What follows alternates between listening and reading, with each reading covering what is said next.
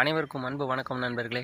இன்றைக்கி இந்த பதிவில் நம்ம என்ன பார்க்க இருக்கிறோம் அப்படின்னா, திருநெல்வேலி சந்திப்பில் டபுள் ட்ராக்கை கொண்டு வந்து கனெக்ட் பண்ணுற பணிகள் எப்படி நடக்குது அப்படிங்கிறத பற்றி பார்க்க இருக்கிறோம். ஆக்சுவலாக பார்த்தீங்க அப்படின்னா, திருநெல்வேலி சந்திப்புக்கு முன்னாடியும் பின்னாடியுமே டபுள் ட்ராக் வந்து ஆனில் இருக்கும். ஆனால் திருநெல்வேலி சந்திப்பு உள்ளே வந்து வெளியில் போகிற இந்த பாதை ஒரு வழி பாதையாக தான் இருக்கும். இதோட அர்த்தம் என்ன அப்படின்னா, டெப்பாச்சர் அண்ட் அரைவல் ஒரே நேரத்தில் நடக்காது. அந்த மாதிரியான ஒரு அமைப்பு தான் இது வரைக்கும் இருக்குது. ஸோ இப்போ இந்த டெட்லைன்லேருந்து இந்த லைனை கொண்டு போய் இந்த இதில் சேர்க்கணும். இந்த ட்ராக்கோட இணைக்கும் போது இது நேராக 1வது பிளாட்பாரத்துக்கு போகும். ஆனால் இப்போதைக்கு பார்த்திங்கன்னா இந்த ட்ராக் வந்து சன்டிங் லைனுக்காக யூஸ் பண்ணுறாங்க. ஆக்சுவலாக அது சன்டிங் லைனுக்காக உருவாக்கப்பட்டது தான். அதனால் இந்த ட்ராக்கை பார்த்திங்கன்னா பக்கத்திலே நம்மளோட இடது பக்கத்தில் ஒரு புது ட்ராக் வந்து போட்டு வராங்களா, லாஸ்ட்டாக இருக்குது பாருங்கள். அந்த ட்ராக் வந்து சன்டிங்காக தனியாக அமைச்சிட்டு இந்த லைனை அதில் கொடுத்துட்டு இப்போ சன்டிங் யூஸ் பண்ணுற லைனை பயன்படுத்தி தான் 1வது பிளாட்பாரத்துக்கு டைரக்ட் லிங்க் வந்து கொடுக்க முடியும். ஸோ டபுள் ட்ராக் அப்படிங்கிறத பொறுத்த வரைக்கும் பார்த்திங்கன்னா, ஒரு ரயில்வே ஸ்டேஷனில் டபுள் ட்ராக் ஆனில் இருக்குது அப்படிங்கும்போது எல்லா பிளாட்பாரத்துலேயும் வண்டிகள் வந்து போகிற மாதிரியான ஒரு அமைப்பை வந்து உருவாக்கணும். அப்போ தான் தேவை ஏற்படும் போது எல்லா ரயில்களையும் வேகமாக கையாள முடியும். இப்போதைக்கு பார்த்திங்கன்னா அந்த லாஸ்ட் ட்ராக் வந்து பணிகள் நடைபெற்று வருது. ஸோ இது வந்து பார்த்துக்கிட்டிங்க அப்படின்னா ஒரு சுலபமான வேலை இல்லை. சுவிட்ச் லைன் அமைக்கிறது, ட்ராக் அலைன்மெண்ட் பண்ணுறது, OHC அலைன்மெண்ட் பண்ணுறது, அதுக்கப்புறம் சிக்னல் கேபிள்களை வந்து மாற்றி அமைக்கிறது, இது எல்லாமே ஒரே நேரத்தில் நடக்கணும். ஸோ அதனால் இது ஒரு மெகா பிளாக் நடந்தால் மட்டும்தான் இந்த பணிகளை வந்து முழுமையாக முடிக்க முடியும். அதுக்கு முன்னாடி இருக்கிற பணிகள் எல்லாமே இங்கே வந்து நடந்துக்கிட்டு இருக்குது.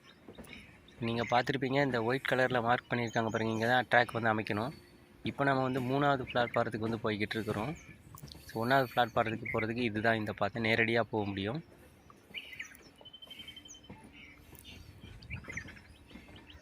திருநெல்வேலி சந்திப்பை பொறுத்த வரைக்கும் பார்த்திங்க அப்படின்னா, ஒரு உதாரணமாக சொல்லணுன்னா, காலையில் 6 மணிக்கு வந்தே பாரத் சென்னை எக்மோர் வந்தே பாரத் வந்து புறப்படும். அதே 6 மணிக்கு பார்த்திங்கன்னா அனந்தபுரி எக்ஸ்பிரஸ் உள்ள அரைவல் ஆகும். ஸோ இந்த வண்டிகளில் எந்த வண்டி முதல்ல வருதோ அதுதான் நடக்கும். ஒருவேளை அனந்தபுரி லேட்டாக வந்தது அப்படின்னா வந்தே பாரத் வெளியில் போனதுக்கு பிறகு தான் அனந்தபுரி எக்ஸ்பிரஸ் உள்ளே வர்ற மாதிரி இருக்கும். ஸோ இது உதாரணத்துக்காக சொன்னேன். இந்த மாதிரி நிறையா ட்ரெயின்கள் வந்து இந்த மாதிரி அவுட்டர் சிக்னலில் காத்திருக்கிறத நீங்கள் பார்த்துருக்க முடியும். அதுக்கான காரணம் இது தான். ஸோ இந்த பணிகள் வந்து இந்த பணிகள் எல்லாமே வந்து ஒன்றோடு ஒன்று இணைஞ்சது தான். அதனால் மெகா பிளாக் வாங்கினா மட்டும்தான் இந்த பணிகளை கம்ப்ளீட்டாக முடிக்க முடியும். அதுக்கு முன்னாடி செய்ய வேண்டிய வேலைகள் எல்லாமே வந்து இப்போதைக்கு நடந்துக்கிட்டு இருக்குது. குறிப்பாக சொல்லணும்னா சிக்னல் கேபிள் பதிக்கிறது, சுவிட்ச் லைன்களுக்கான இடத்த க்ளீன் பண்ணுறது, லேண்ட் லெவலிங் பண்ணுறது, இந்த மாதிரியான பணிகள் வந்து நடைபெற்று வருது. ஆயில் டெர்மினல்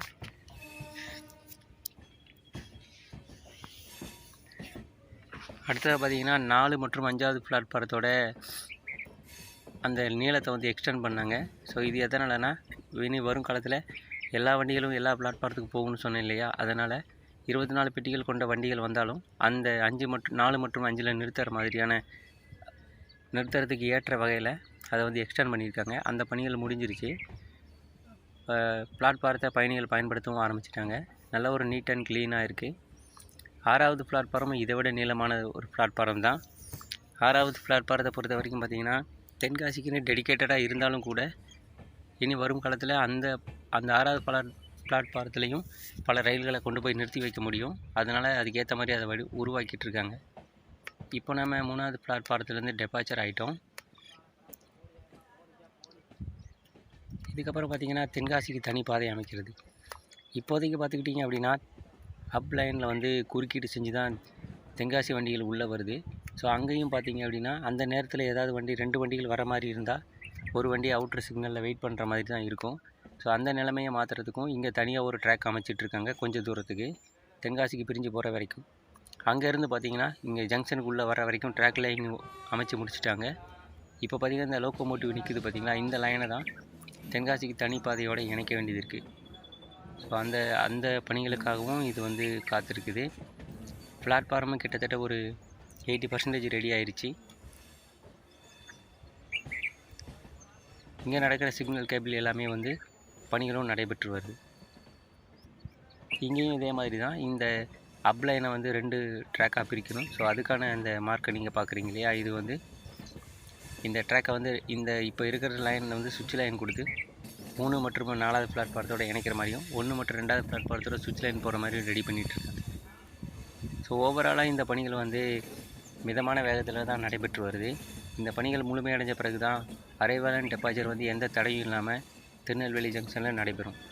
தேங்க்ஸ் ஃபார் வாட்சிங் ஃப்ரெண்ட்ஸ். இந்த வீடியோ உங்களுக்கு பயனுள்ளதாக இருக்கும்னு நினைக்கிறேன். மீண்டும் ஒரு பதிவில் சந்திக்கலாம். நன்றி, வணக்கம்.